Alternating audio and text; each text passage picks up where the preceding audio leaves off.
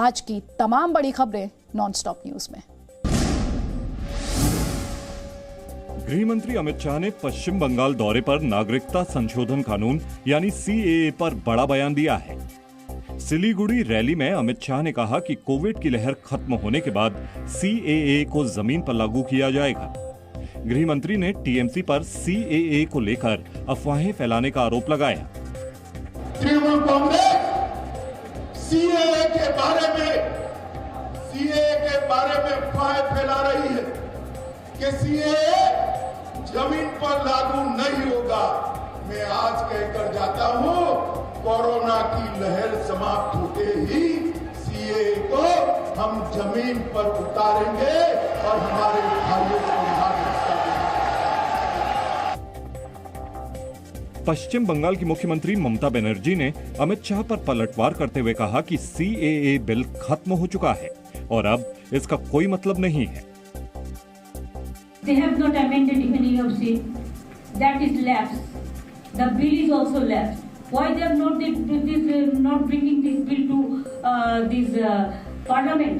And why they are asking me? They should have asked their minister.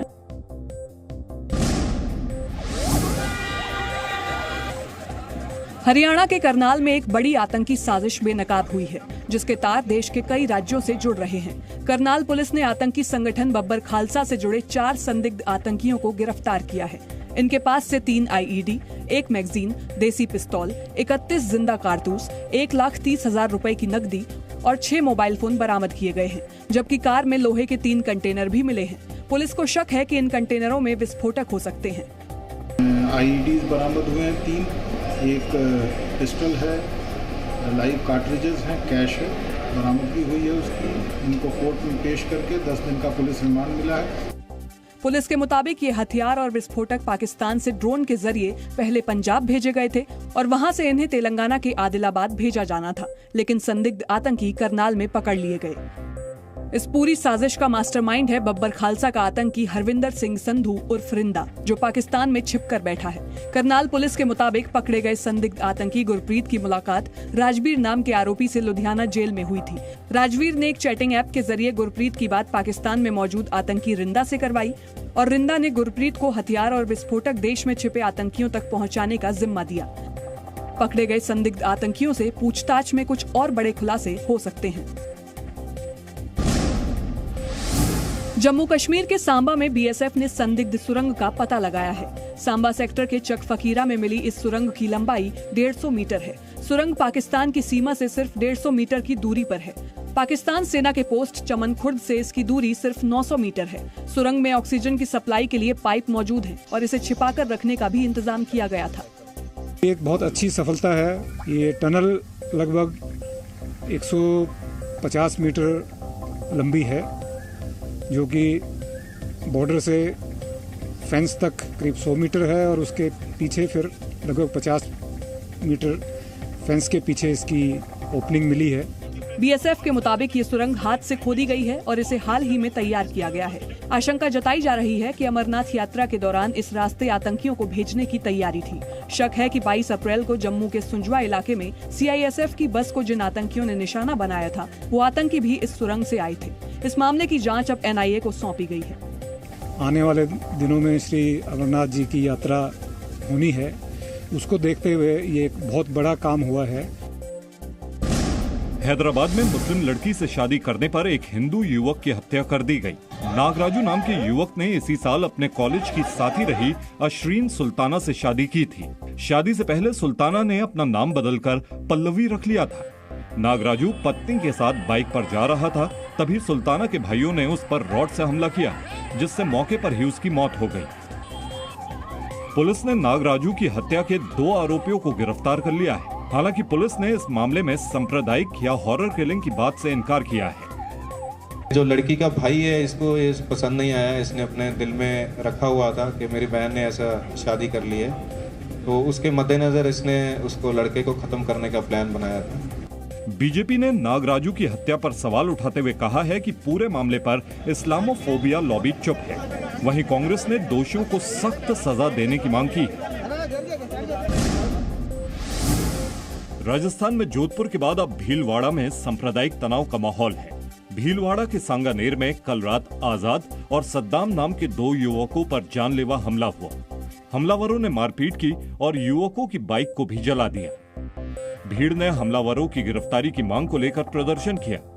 हालात को देखते हुए पुलिस ने फ्लैग मार्च भी निकाला। मोटा लोगों को हमने आइडेंटिफाई कर लिया है, उनसे कुछ लोगों को राउंड अप कर लिया है, कुछ लोगों को राउंड अप करना भी बाकी है। सांगानेर अति संवेदनशील इलाकों में आता है। तनाव के बाद से यहां अतिरिक्त पुलिस बल तैनात किया गया है और ड्रोन से पूरे इलाके पर नजर रखी जा रही है। साथ ही कल सुबह 6 बजे तक पूरे जिले की इंटरनेट सेवा भी बंद कर दी गई है। महाराष्ट्र के अमरावती से निर्दलीय सांसद नवनीत राणा और उनके पति रवि राणा को 13 दिन बाद जेल से रिहाई मिली।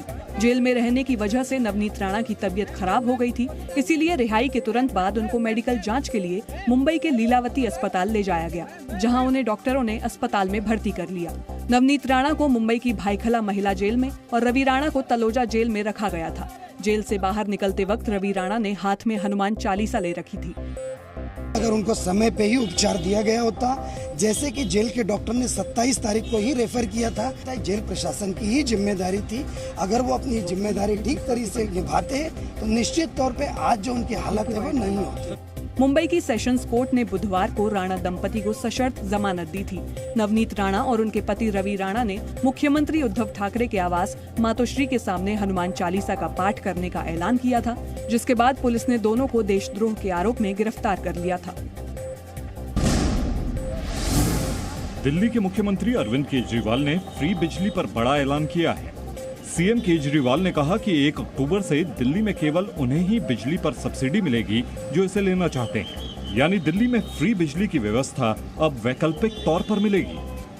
अब हमने तय किया कि हम ये ऑप्शन देंगे। हम लोगों से पूछेंगे क्या आपको बिजली की सब्सिडी चाहिए।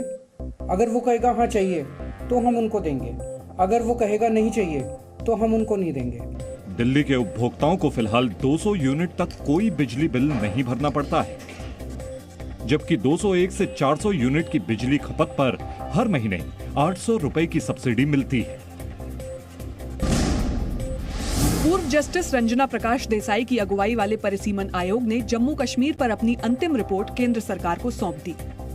इस रिपोर्ट में जम्मू क्षेत्र में 6 और कश्मीर में 1 अतिरिक्त सीट का प्रस्ताव है। प्रस्ताव के अमल में आने से जम्मू कश्मीर में विधानसभा सीटों की संख्या 83 से बढ़कर 90 हो जाएगी, जिनमें जम्मू क्षेत्र में 43 और कश्मीर घाटी में 47 विधानसभा सीटें हो सकती हैं। साथ ही आयोग ने 16 सीटें रिजर्व रखने का सुझाव दिया है, जिनमें अनुसूचित जनजाति के लिए 9 और अनुसूचित जाति के लिए 7 सीटें हैं। जम्मू कश्मीर में पहली बार अनुसूचित जनजाति को रिजर्वेशन देने का सुझाव है। आयोग की रिपोर्ट में राज्य में चुनाव का रास्ता साफ हो गया है। इसके बावजूद पीडीपी ने विरोध का सुर अलापना शुरू कर दिया। किस डिलिमिटेशन की बात कर रहे हो? वो डिलिमिटेशन जो बीजेपी का एक्सटेंशन बना हुआ है, जो आबादी का जो बेसिस है उसको दरकिनार करके जैसा उनका दिल किया, जिस इलाके को जहां जोड़ा जहां तोड़ा, ये तो इसको पूरी तरह रिजेक्ट करते हैं। हमें तो इस पे कोई भरोसा नहीं है। कुछ क्षेत्रीय दलों ने आयोग पर बीजेपी को फायदा पहुंचाने के मकसद से काम करने का आरोप लगाया। हालांकि बीजेपी ने पलटवार करने में देरी नहीं की। जम्मू की अगर 7-6 सीटें बढ़ी हैं तो आपको जो है पेट में दर्द होना शुरू हो जाएगा। हो गया 72 सालों में जो है 9 सीटें जो मिली हैं उनको रिजर्वेशन मिली है, एसटी को रिजर्वेशन मिली है, गद्दी सिप्पी को रिजर्वेशन मिली है, तो आपको कष्ट होना शुरू हो गया क्योंकि ये कश्मीरी स्पीकिंग नहीं है। Presenting B News app available on Google Play and App Store. Download it now.